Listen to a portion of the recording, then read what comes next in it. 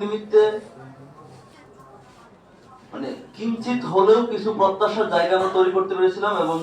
বিগত অন্তর্বর্তীকালীন সরকার সেই সরকারের কিছু প্রচেষ্টা ছিল এবং সেই জন্য বিভিন্ন সরকারি সিদ্ধান্ত এবং অন্তর্ভুক্তিমূলক যে সিদ্ধান্তের দাবি আমরা জানিয়েছিলাম সেই জায়গায় কিছু কিছু সিদ্ধান্ত গ্রহণ ক্ষমতায়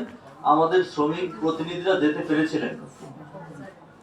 তার ধারাবাহিকতায় শ্রম সংস্কার কমিশন হলো, বাংলাদেশের শ্রমিকদের ভাগ্য নির্ধারণ কিভাবে হবে সেই বিষয়ে শ্রমিক নেতারা এবং আমাদের ছাত্র নেতারা সহ শ্রমিক নেতারা হচ্ছে সেই জায়গায় কথা বলেছেন, আলোচনা করেছেন, দীর্ঘ গবেষণা করেছেন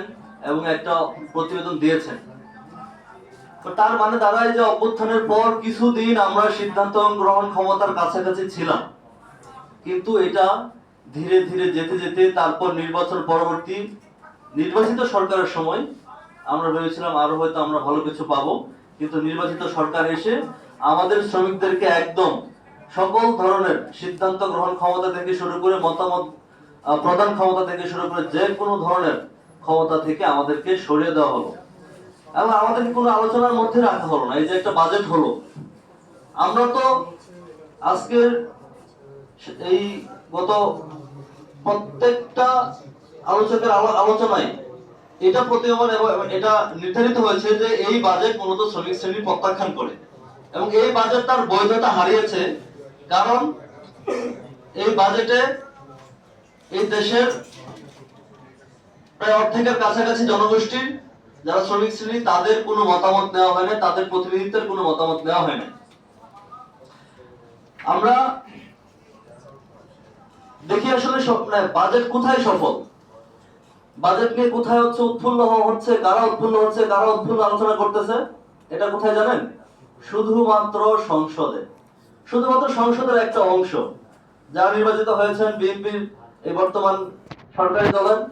তারা দেখে এই বাজেটকে স্বাগত জানিয়ে বক্তব্যের পর বক্তব্য দিয়ে যাচ্ছেন, কিন্তু তার বাহিরে কেউ এই বাজেটে খুশি না। এমনকি আমরা যারা শ্রমিক রাজনীতি করি, যারা আমরা একদম সমাজের প্রান্তিক মানুষের প্রতিনিধিত্ব করি, আমরা আসলে ভয় পাচ্ছি। কোন ভয়? আমাদের মাথার উপর করের বোঝার ভয়। আমার কাছে মনে হচ্ছে যদি এখন জমিদারি প্রথা থাকতো বা ওই জমিদারি প্রথা যখন ছিল তখন ওই জমিদারের যে বিলাসবহুলতা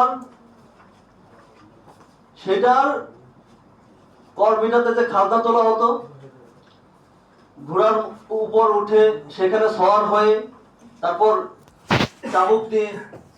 কৃষকদেরকে যেমন চাবুক মেরে তার থেকে খাজনা আদায় করা হতো, আমাদেরকেও এই বাজেটে আমরা ভয় পাচ্ছি যে প্রান্তিক মেহনতি মানুষগণ,